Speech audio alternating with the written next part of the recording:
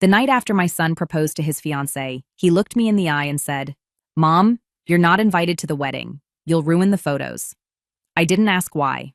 I didn't argue. I simply nodded, walked to my car, and drove home in silence. An hour later, I took the draft of my will off the kitchen counter and began writing again, this time without his name on it. You won't believe what happened next.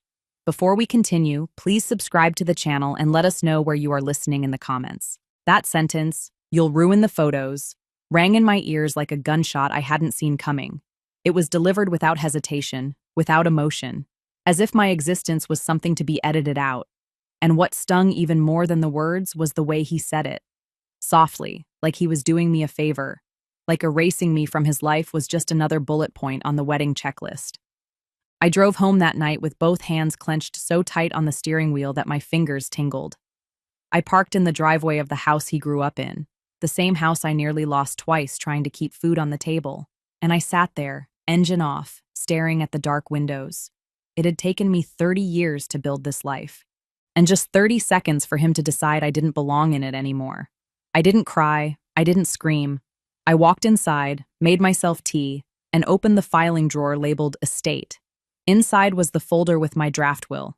The original version split everything down the middle, 50% to him, 50% to charity. But I hadn't signed it yet. I was waiting until after the wedding. I thought he'd thank me that day. I thought he'd hug me. I thought he'd say, "You've done enough, Mom." But what he said was, "You'll ruin the photos." I paid for his college education, $48,000 over 4 years, not including rent. I covered his dental work, $6,300 for 2 molar crowns and Invisalign. I loaned him $12,000 when he lost his job during the lockdown, and I never asked for it back. I co-signed the lease on their first apartment.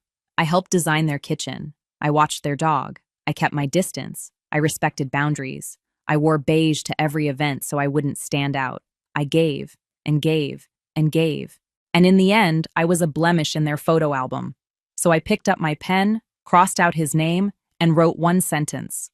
All assets are to be donated to the women's shelter at Willow Creek. Then I wrote another. All accounts formerly allocated to beneficiary, redacted, are to be closed and redirected. I signed it, dated it, and then I exhaled for the first time in hours. He wanted me gone.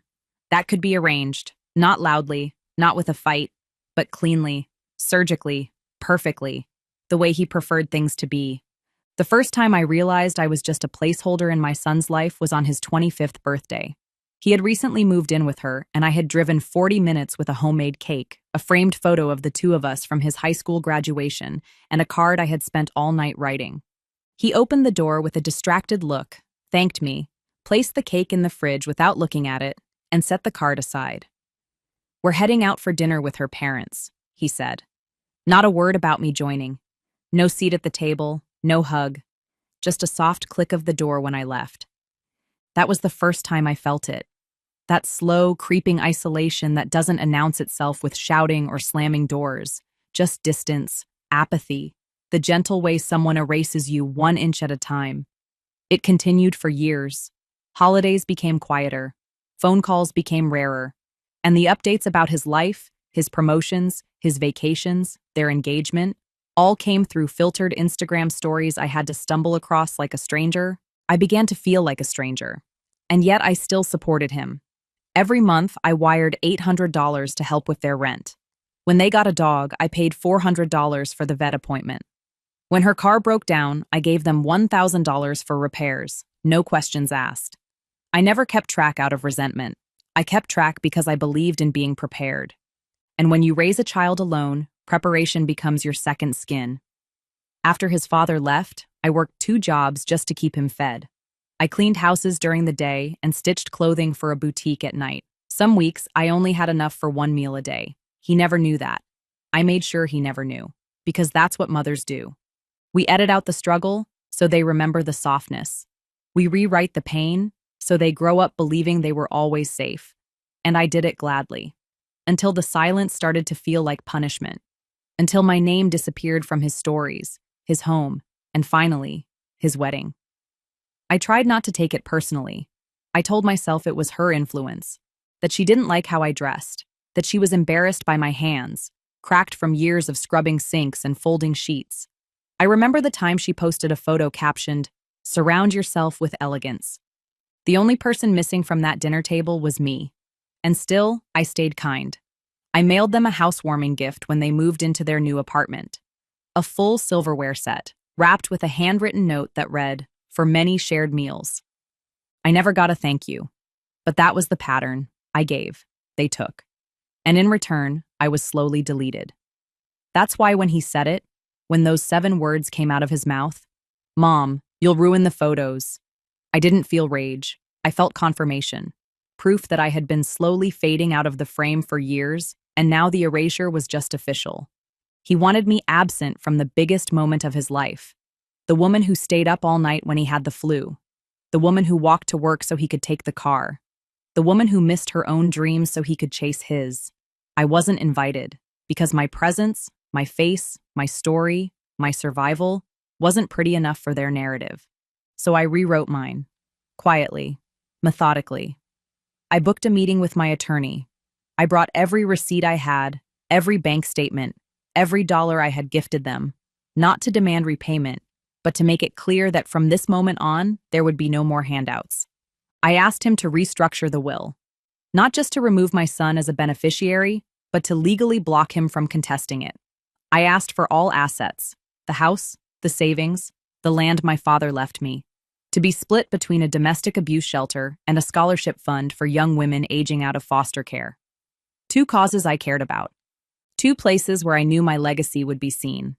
I didn't tell anyone, not yet. I just started observing, watching his posts, noticing the wedding hashtag, reading the public comments where people tagged me and asked, "Are you going?" I didn't reply. I didn't need to. I was already gone.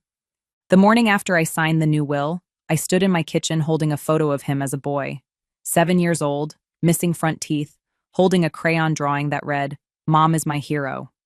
I stared at it for a long time, my fingers brushing over the glass frame, and I wondered how we had gotten here.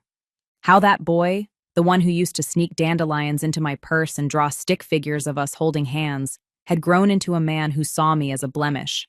Not a mother, not a builder, not the reason his life was even possible, but a flaw, something unsightly in a white dress world filled with curated smiles and edited perfection. I set the photo down, not out of anger, not even sadness, but finality.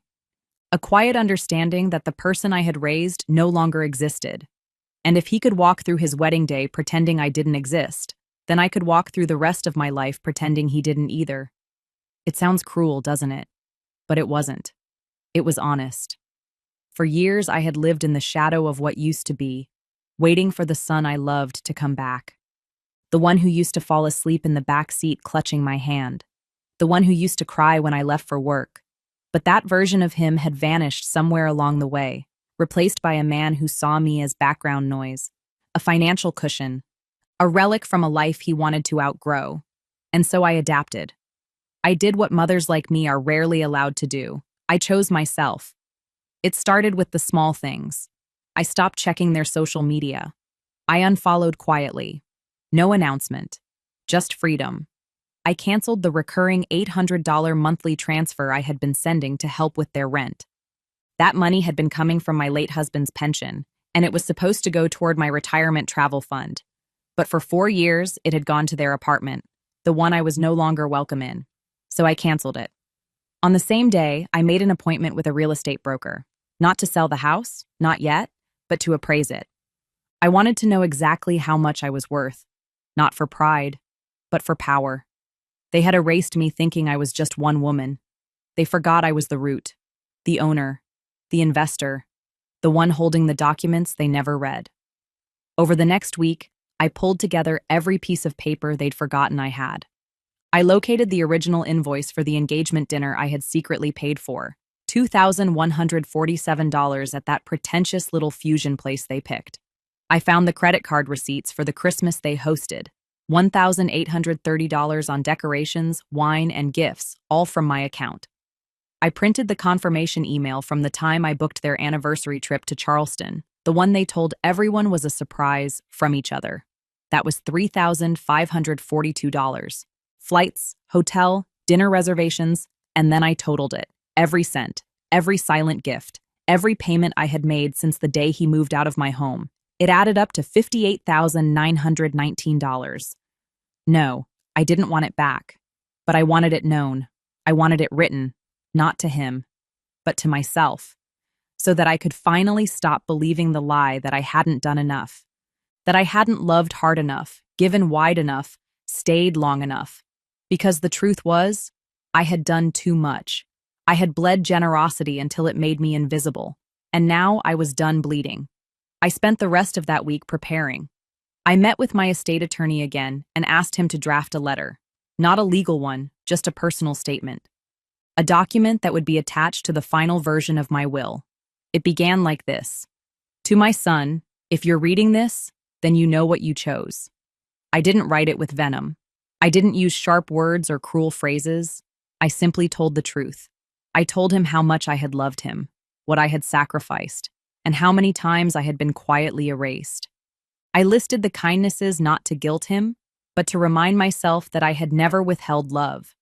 And then I ended it with one sentence. You didn't want me in your picture, so I took myself out of your future. I signed it, folded it, and sealed it in an envelope labeled, for executor only. That same night, I made a second envelope. This one was for the director of the women's shelter. Inside was a letter, a donation summary, and a single sentence. This home kept my sons safe for 20 years. Now it will keep yours. I would give them the house. Not immediately, but eventually. I still lived there, still walked its halls, still drank tea by the same window where I used to rock him to sleep. But knowing that one day this house would belong to women who needed shelter, not to a man who thought I was unworthy of being seen, gave me more comfort than I can describe. That's the thing about betrayal. It doesn't just break your heart, it rearranges your soul. And once it does, you begin to move differently. You stop asking for love in places that never gave it. You stop hoping for apologies that never come. You stop offering your presence like it's disposable. And you start building exits. I didn't speak to him after that, not once. The wedding countdown continued online. The photo shoots, the venue tours, the rehearsal dinner prep. I watched from a distance, not with bitterness, but with precision. Every time someone asked, "Are you excited for the big day?" I smiled and said, "I already celebrated." And I had, in my own way, in the quiet hours of the night, with legal documents and silent decisions. The kind of celebration that doesn't need music or cake, just clarity. The wedding was 38 days away when I made my first irreversible move. It began not with a confrontation, but with a single keystroke, logging into the online banking portal where I'd been storing the funds meant for his wedding gift, $12,000. That's what I had set aside. My original plan had been to surprise them at the reception with a check tucked in a silver card, the kind of gesture that makes guests whisper, "Wow, they're so lucky." But luck had nothing to do with what they'd built. It was entitlement dressed as modern love, a house funded by someone they edited out of the family photo. So instead of wiring it into their joint account like I'd planned, I redirected it. I opened a high-yield account in the name of a young woman I'd never met, a nursing student whose tuition I learned about through a mutual friend. Her mother had been abandoned by her husband. She worked 3 jobs and still couldn't cover her daughter's semester. I didn't write her a note. I didn't introduce myself. I just sent the money anonymously with one line, from one mother to another. Stay in school.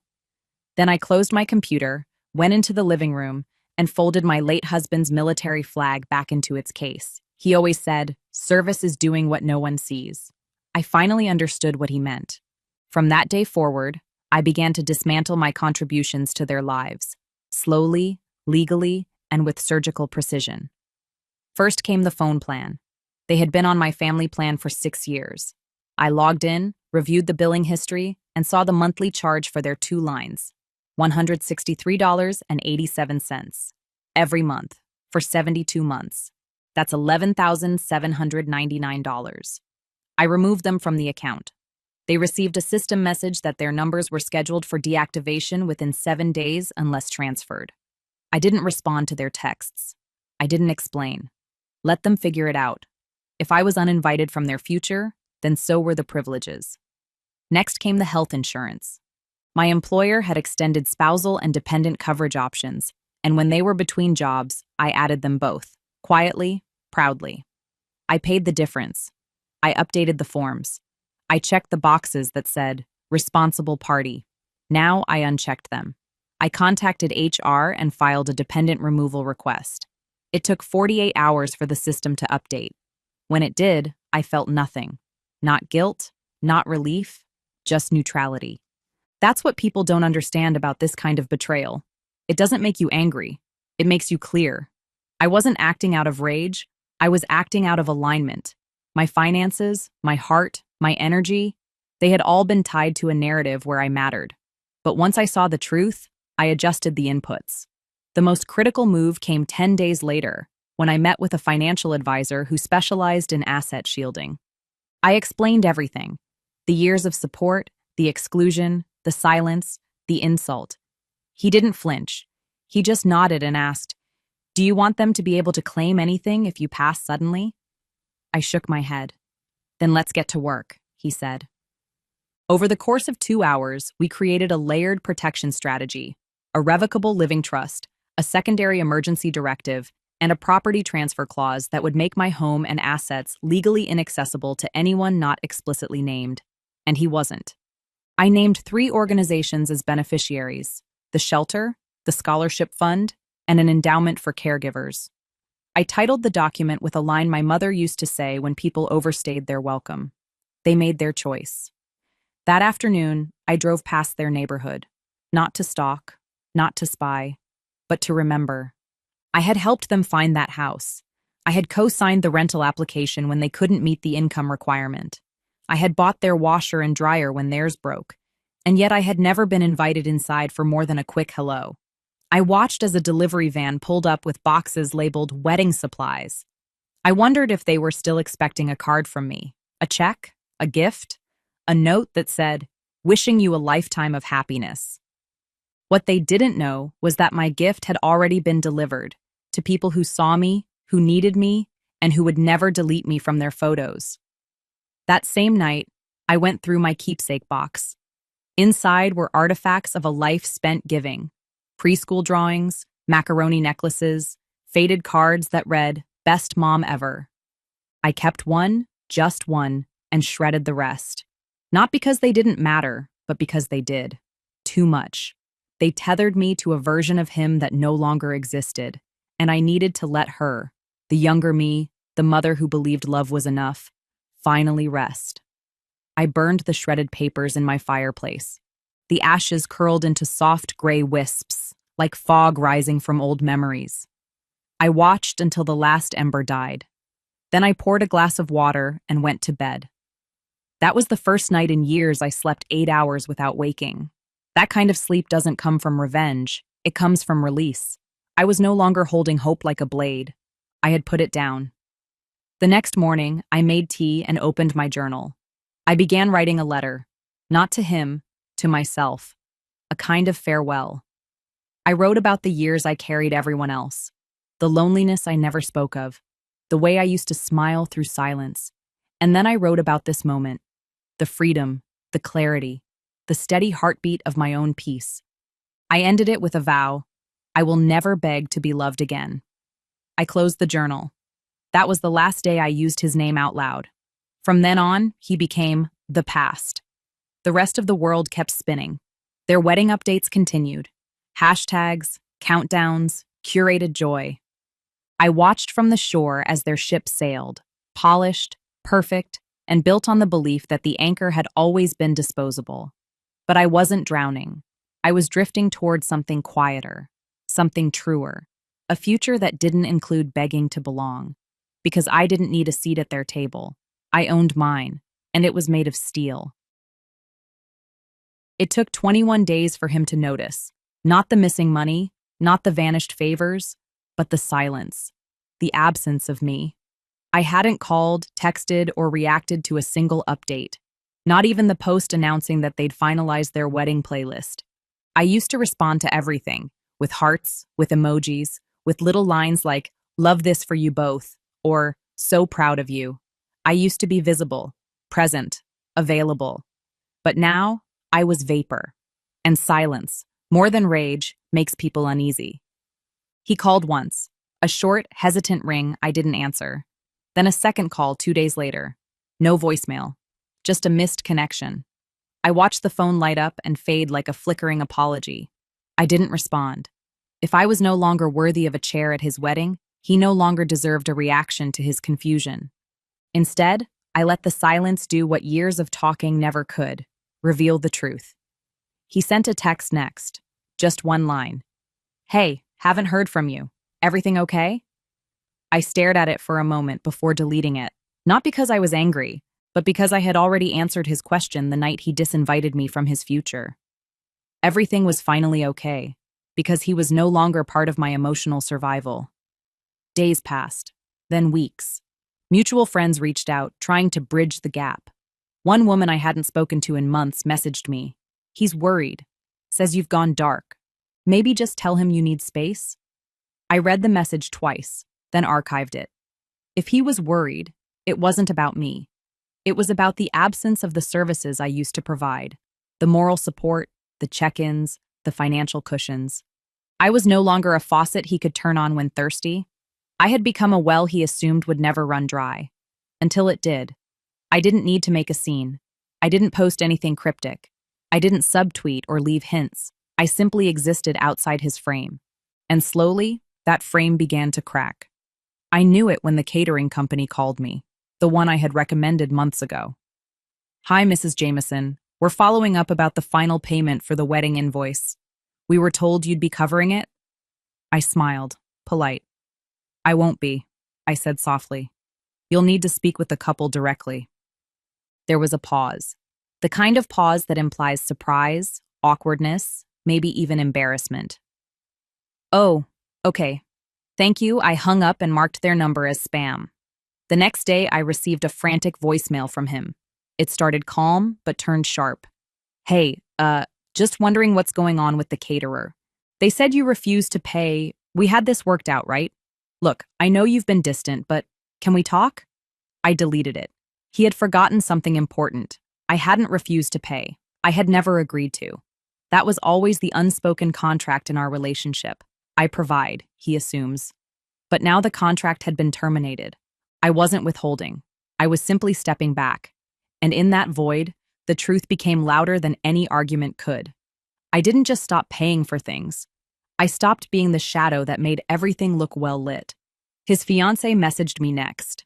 A carefully worded note wrapped in passive-aggressive sugar. "Hey, just wanted to check in and see if everything's okay. I know tensions can run high before big events. Let us know if there's anything you need or if we misunderstood something." I stared at her message the way one might stare at a used napkin, crumpled politeness soaked in pretense. I didn't reply, because it wasn't a misunderstanding. It was clarity. They had been clear when they said I wasn't welcome. I was just finally matching their energy. 2 days later, the florist called, then the DJ, then the photographer, each one with the same story. "We were told you were handling the balance." And each time, I gave the same answer. "I'm not involved." One by one, the scaffolding collapsed. Because here's what they never taught our children. Generosity is not owed. It's granted. And when it's abused, it disappears. Quietly. Irrevocably. The wedding was now 20 days away. Their Instagram stories grew thinner. The excitement dulled. The polished posts stopped. He called again. I didn't pick up. This time, he left a longer message. "Mom, listen. I know things got weird. Maybe I said something that came off wrong. We didn't want any drama at the wedding, okay? It wasn't personal. I just didn't want things to get complicated. Please, can we just talk?" I turned the volume down and let it play in the background while I folded laundry. That phrase, "it wasn't personal," made me smile. What could be more personal than erasing your own mother from the most important day of your life? What could be more dramatic than pretending the person who held your hand through every broken bone, every breakup, every overdue bill, was suddenly a threat to your aesthetic? I wasn't the one who made it complicated. I was the one who made it possible. And now I was simply gone. I donated the wedding gift registry items I had secretly purchased months ago. a kitchen mixer, some luxury sheets, a wine rack engraved with their initials. I drove to the women's shelter and handed them over. These were bought in love, I said. They should go to people who still believe in it. I didn't cry. I didn't rage. I just drove home, lit a candle, and sat in silence. My therapist calls it grief without ceremony. The kind of loss you can't dress up or bury, because the person you lost is still alive, just no longer who they were. That's what this was.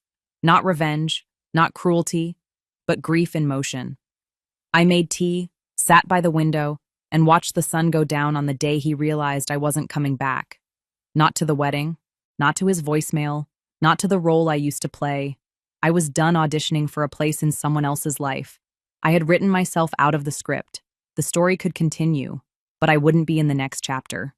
The final week before the wedding came with a storm. Not the literal kind, though the skies did turn gray and rain was forecasted for their outdoor ceremony. This was the kind of storm that brews when control slips through clenched hands, when the people who thought they held power realize it was borrowed and the lender has gone silent. It began with a text message from his fiancé's mother, a woman I had barely spoken to beyond obligatory family events. She sent a long paragraph laced with veiled blame and forced courtesy. I hope you're doing well. I just wanted to reach out because there seems to be some confusion around your involvement with the wedding. We were under the impression that certain costs would be covered by you, and it's caused quite a bit of last-minute stress. Of course, everyone understands if something changed financially, but we would have appreciated a heads up so we could plan accordingly. I read it twice, then deleted it. There would be no response, because I owed them nothing. Not an explanation, not an apology, not a single word. They didn't reach out when I was erased. They didn't pause to ask how it felt to be told I would ruin the photos. So now I wouldn't pause to soften their dissent. They would land the way they lived, expecting a cushion where there was none. 2 hours later, my son showed up at my door. No warning, no invitation. Just the sound of a car door slamming and hurried footsteps up the walkway. I didn't panic. I stood up, placed my teacup on its saucer, and opened the door before he could knock. He looked different, older somehow, less certain. His jaw was tight, his eyes restless. "We need to talk," he said. I stepped aside, motioned him in. Not warmly, not coldly, just neutrally. He entered like a man walking into court, not home. He didn't sit. He stood in the middle of my living room, surrounded by the photos he never thought to include me in. "Why are you doing this?" he asked. I tilted my head. "Doing what?" He blinked, taken aback by my calmness. "Mom, come on. The calls, the vendors, the money, you're just disappearing, leaving us hanging. This isn't you." I smiled, just slightly. "You're right. This isn't me. This is what's left of me, after being told I wasn't welcome." He rubbed his hands through his hair, frustrated. "You're twisting things. That wasn't what we meant. You were just going to be too much. The vibe, the tension. We didn't want drama." I nodded slowly. "And now you have it, without me even lifting a finger." He scoffed. "So this is payback?" I walked to the window, looked out. Number this is peace. He took a step closer, the desperation rising. "You always supported me. You always showed up. Why stop now?" I turned to face him. Because I finally realized I was showing up to a place I wasn't invited to. I was funding a life that no longer had room for me. I was the only one who didn't know I was a ghost. He shook his head, angry now. "You're being dramatic. We just didn't want things to be awkward." I took a deep breath. "Then let me help. I won't be there. No awkwardness. Just the people you chose." His face went red. "You don't get it. We're scrambling now. We counted on you. The venue's balance is due. The DJ says he's canceling. The photographer's threatening to pull out. What am I supposed to do?" I shrugged. "Figure it out. Like adults do. You're getting married. That means you're building a new family, a new foundation. Start with this. Take responsibility." He looked stunned. For a moment, he opened his mouth, then closed it. "You really don't care, do you?" he finally said. I looked at him, steady. "I care enough to stop letting you treat me like a backup plan. I care enough to walk away without slamming the door." He stepped back, as if my words had weight. He looked around the room again. At the couch he once napped on after school, the bookshelves filled with stories I used to read to him, the framed photo of us from his high school graduation. The silence stretched. Then he said, "You'll regret this." I smiled softly. Maybe, but not as much as I'd regret pretending everything was okay. He left without saying goodbye. The door clicked shut, quiet but final. I stood there for a long moment, listening to the sound of nothing. No apologies, no bargaining, no more pretending. Just stillness. It was the most honest moment we'd had in years. That night, I went into the garage and pulled out the sealed box I had labeled just in case. Inside were copies of every receipt, every payment, every form I had ever filled out on his behalf, from his college tuition bills to the lease agreement I co-signed for their first apartment, from the medical bills I paid when he broke his wrist to the flights I booked so he could visit home without spending a dime. I laid them out on the kitchen table, one by one, the weight of proof, the evidence of love. Not to wave in his face, but to remind myself, I did my part. I gave until it hurt. And now, I was done. I made one final call to the lawyer who had helped me update my estate plan. "I want to remove him entirely," I said. "No clauses, no contingencies. He's out." The lawyer hesitated for a beat, then said, "Understood. I'll finalize it tomorrow." I hung up and felt nothing. Not sadness, not rage, just completion, like a puzzle with its last piece clicked into place. I made myself a cup of herbal tea, sat on the porch, and watched the wind rustle the trees. Somewhere, a wedding was about to happen, one without the woman who made it possible, one that would cost more than money, it would cost history, it would cost legacy, and they wouldn't realize it until the photos came back and something felt off. A missing smile, a silence in the background, the absence of the only person who ever showed up without being asked. But I would not explain. I would not return. I would not haunt their celebration. I would simply continue, quietly, steadily, toward a future where I was no longer invisible. 3 days before the wedding, he rang the doorbell again. But this time, I didn't open it. I watched from the kitchen, the way I used to watch for school buses or package deliveries, and I let him knock twice before turning away. I didn't owe him an audience anymore. I had already given him a lifetime's worth. He stood there for a few minutes, shifting his weight, looking down at his phone, probably drafting a text he'd never send. Then he left, slowly, as if still waiting for me to change my mind. But I didn't, because it wasn't a tantrum. It was a decision. I had made peace with the silence, and I would not trade it again for temporary reconciliation with people who saw my presence as a problem and my money as a solution. That night, I got a call from the venue. A young woman, panicked, explained that the groom's payment method had failed and that the couple hadn't responded to emails.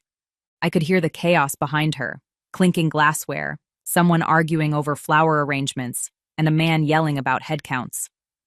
"We were told you were the financial backup," she said nervously. I took a breath. "I was never informed of that," I replied, "and I'm not involved."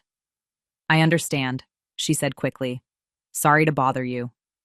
She hung up, and I poured myself another cup of tea. The calls didn't stop. Over the next 48 hours, I became the center of a collapsing web I never wanted to be part of. The DJ called, then canceled. The florist delivered half the order and refused the rest until payment cleared. The photographer posted publicly that she was now open for last-minute bookings, effectively announcing the wedding had fallen through. I didn't flinch. I didn't even feel smug. Just numb. Because I had warned them, without ever saying a word. You cannot discard people and expect them to remain useful. You cannot erase history and keep its benefits. I had lived for decades thinking my support was unconditional. That love meant always being there. But love, real love, must also include boundaries. Otherwise, it's not love. It's servitude. The night before the wedding, a car pulled into my driveway around midnight. I was in bed, reading. I didn't get up. I watched the headlights flash against my curtains, then fade. There was no knock, no voice, just the presence of someone too ashamed to face what they'd created. I knew it was him. I imagined him sitting in the driver's seat, gripping the wheel, thinking of all the years I had covered for him, emotionally, financially, socially. And now, the one day he believed he could count on me without even asking. He was alone, and I was asleep. The next morning, the wedding didn't happen, at least not the one they'd planned. A small ceremony took place at a friend's backyard. No DJ, no photographer, no flowers beyond what was already paid for. A few awkward selfies, some cupcakes, and vows exchanged in rushed silence. I saw a photo online. Someone tagged me by mistake. It showed them standing under a string of drooping lights, her makeup half done, his tie crooked, a forced smile trying to hide the collapse of a dream. I didn't double tap. I didn't save it. I just kept scrolling. Not because I didn't care, but because I had already mourned the version of us that used to exist. I spent the rest of the day organizing documents, estate files, property deeds, donation receipts. I cleaned out the spare bedroom, the one I had kept ready for visits that never came. I donated the bedding, boxed up the photo albums, and replaced the framed images in the hallway. Not vindictively, just practically. If I was no longer a mother in his eyes, I had to stop decorating my life with reminders of a title that came with conditions. I didn't cry. I didn't even feel hollow. I felt awake. Like someone who had finally removed a splinter that had been there for so long, she forgot what healing could feel like. That night, he sent one last message. No greeting. Just, "You really didn't care if you ruined this for me, did you?" I stared at the screen for a long time, and then, for the first time in months, I responded. "No," I typed. "I cared too much to let you keep hurting me." I hit send. Then I blocked his number. Permanently. I left the phone on the table, walked to the window, and opened it wide. The air smelled like jasmine. Or maybe it was just the absence of expectation. That scent of nothing owed. Of freedom. For the first time in years, I didn't wonder what tomorrow would bring. Because I knew I wouldn't spend it cleaning up someone else's mess, apologizing for my own presence, or pretending to be happy for people who never made space for my joy.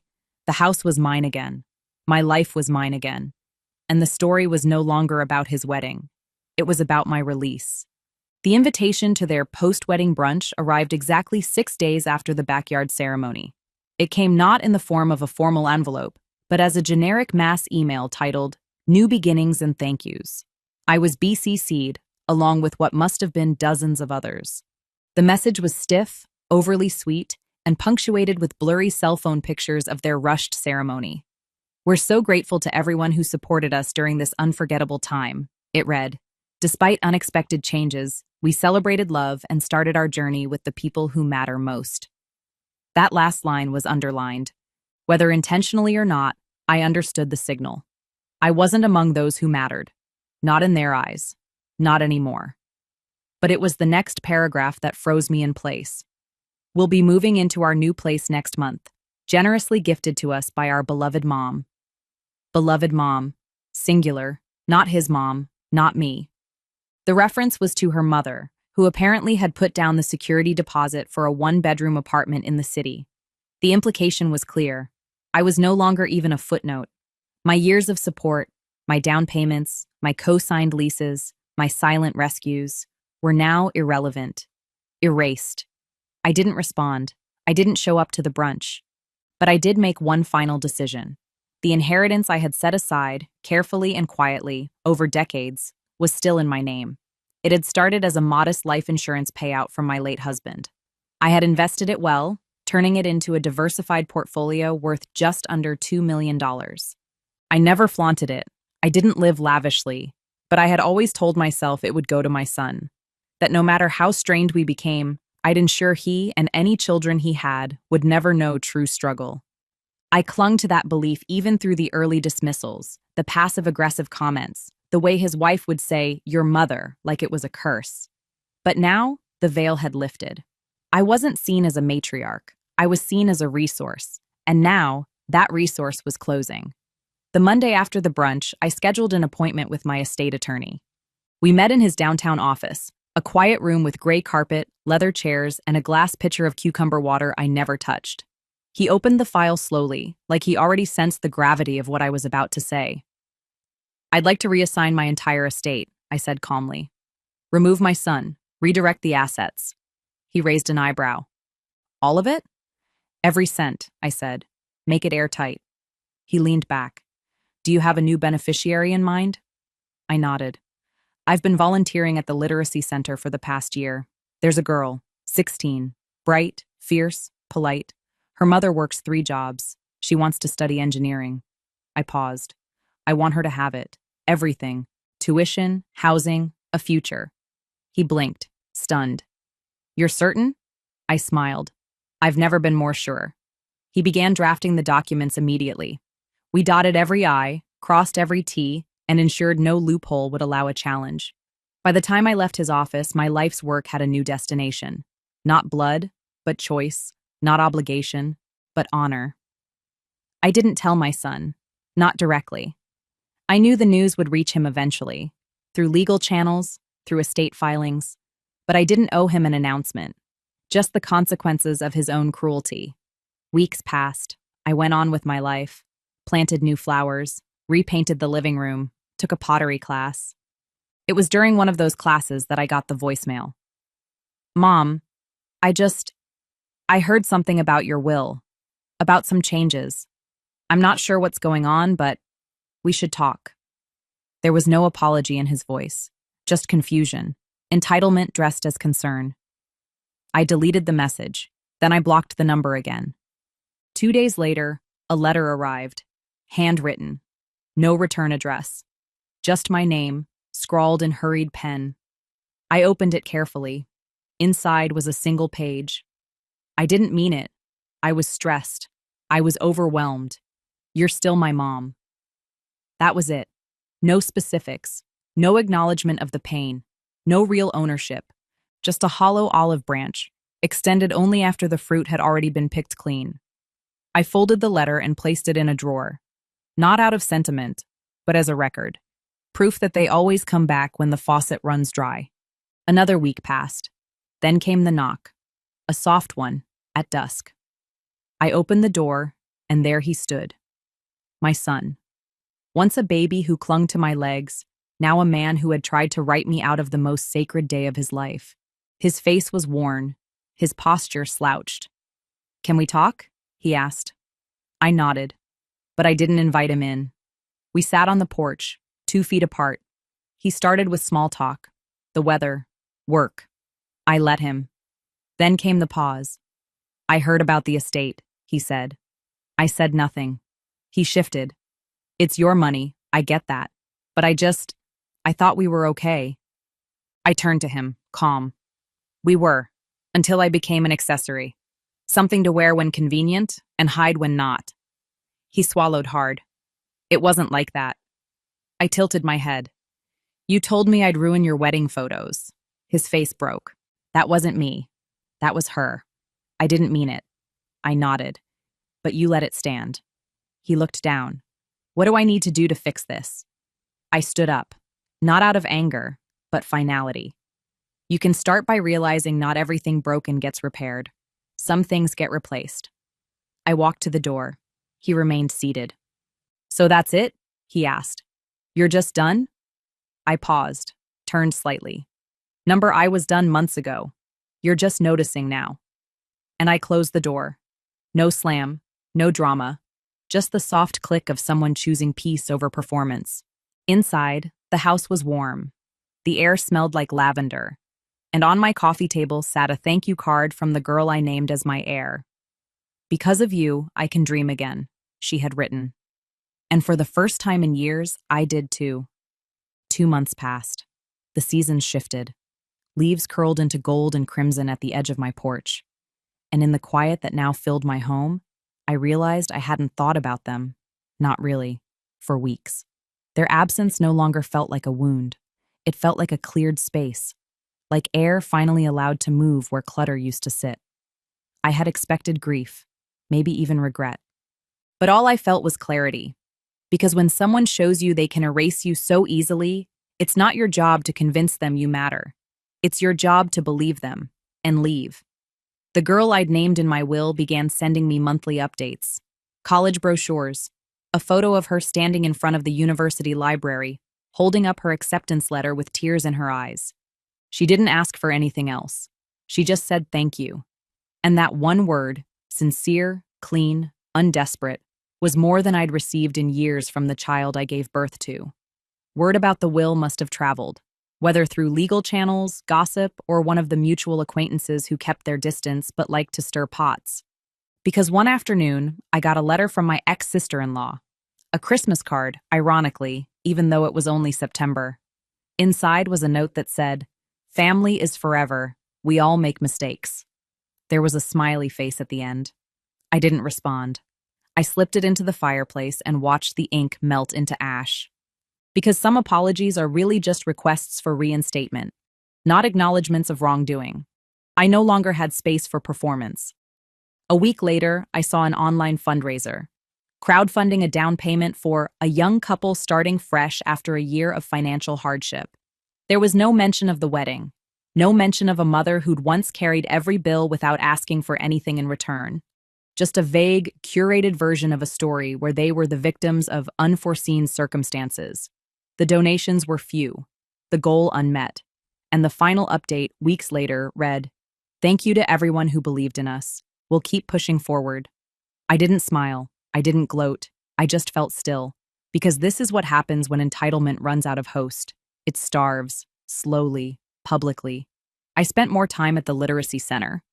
The girl I'd chosen as my beneficiary had now brought 2 friends with her. They sat in the back room after school, working through calculus, debating college majors, laughing like the future was theirs again.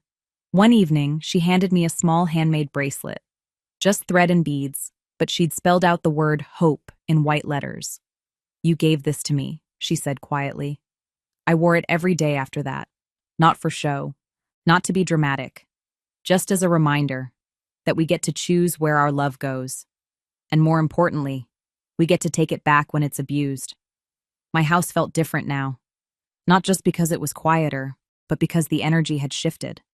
I opened windows more, rearranged the furniture, removed items that once served others but never me, the guest bed that hadn't been used in years, the second fridge they'd begged for and abandoned.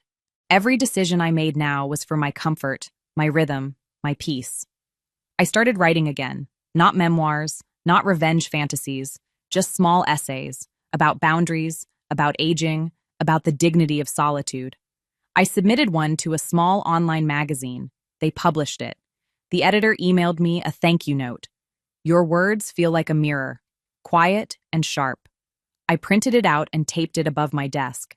Not because I needed validation, but because I had finally started seeing myself the way strangers could. Wise, capable, clear-eyed. My son sent one last message. Not a call, not an email, a forwarded legal document. A notice that he was contesting the estate change on grounds of mental coercion. I laughed out loud, not bitterly, just at the audacity. I forwarded it to my attorney. He responded within minutes. "Nothing to worry about. Ironclad. We anticipated this." I made tea, sat on the porch, watched the wind move through the trees, and thought, this is what peace feels like. Not the absence of conflict, but the absence of people who create it. There was no final showdown, no dramatic scene in a courthouse, just silence. My son realized quickly that the legal path would lead nowhere. He stopped trying, at least through official channels. I still got the occasional anonymous message, "You'll regret this," or "You used to be kind."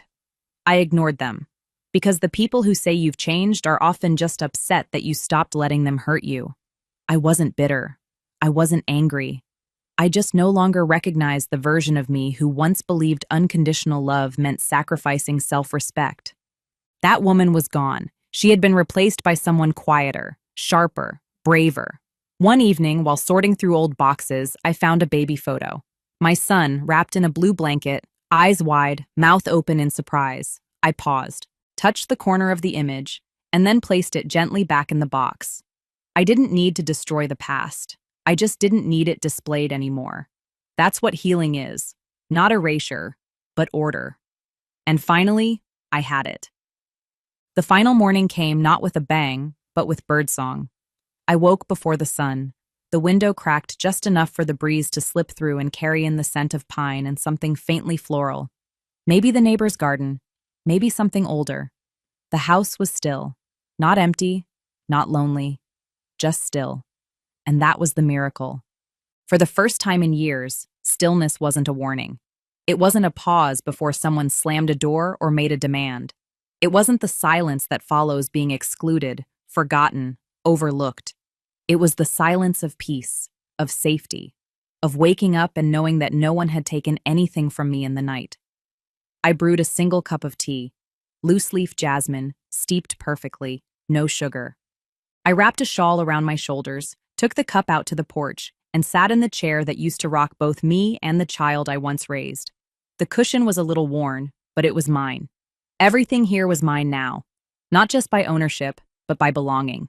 The house no longer echoed with old voices or obligations. It was filled with new memories, laughter from the literacy center, quiet dinners with the few friends who stayed, the occasional letter from a girl who called me her second chance.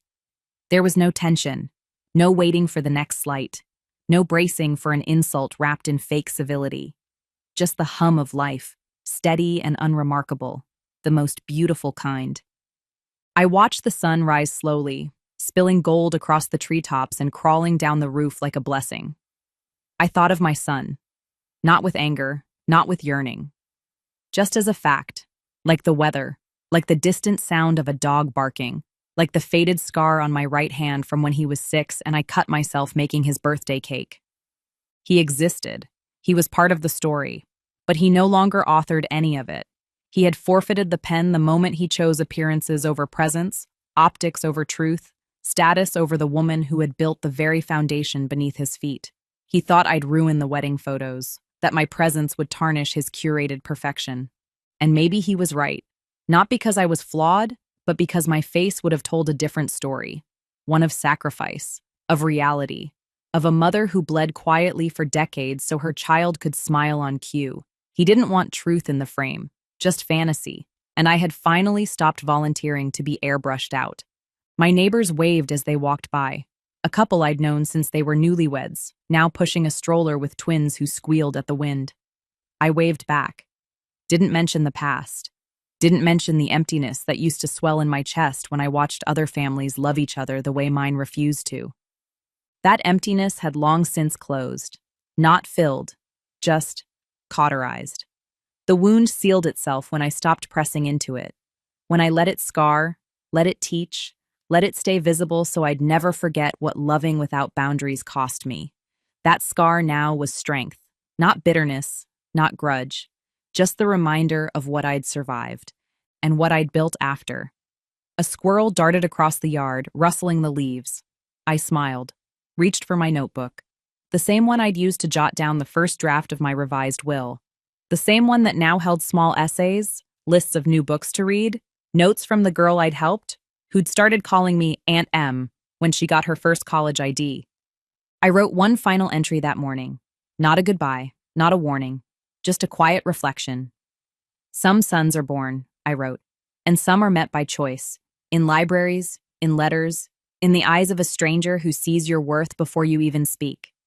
I closed the notebook, placed it back on the table, took one last sip of my tea, and for the first time since my husband's funeral, I stood up not because someone needed me, but because I wanted to move. I didn't check my phone. I didn't scroll social media looking for signs of their life. That version of motherhood, the one tethered to surveillance and silent loyalty, had died. What remained was mine, whole, quiet, sacred. The mailbox was full that morning. Catalogs, a small check from the magazine, and a letter addressed by hand. I recognized the handwriting. It wasn't my son's. It was hers, the wife, the one who'd orchestrated the exclusion. I opened it carefully. Inside was a single sentence. I think about what we did every day. No apology, no ownership, just a passive ache dressed as confession. I folded it, walked to the fireplace, burned it. Again, not out of anger, but to keep my house clean, unburdened, free of echoes. I watched the smoke rise and vanish. I thought of all the years I spent trying to earn love that should have been freely given. I thought of the holidays I hosted, the groceries I bought, the mortgages I helped cover, the birthdays I planned, the emergencies I fixed without being asked. and how none of it had been enough to secure a seat at their table when it mattered. That was the lesson. That giving without boundaries doesn't create gratitude, it creates expectation. And when you finally stop giving, they call you cruel. Let them. Let them scream into the void. Let them post their curated lives and their sanitized captions. I am no longer their audience. I am no longer their stagehand. I am the author of my own story now. And in this final chapter, I sit in a house that is mine, in peace I earned, surrounded by silence I chose. That is the revenge. Not lawsuits, not shouting matches, just absence, just living well. The doorbell rang once that afternoon. I didn't answer. I didn't need to. Some things, once lost, stay that way. And some women, once broken, rebuild so quietly, the world doesn't hear them rise until they've already walked away.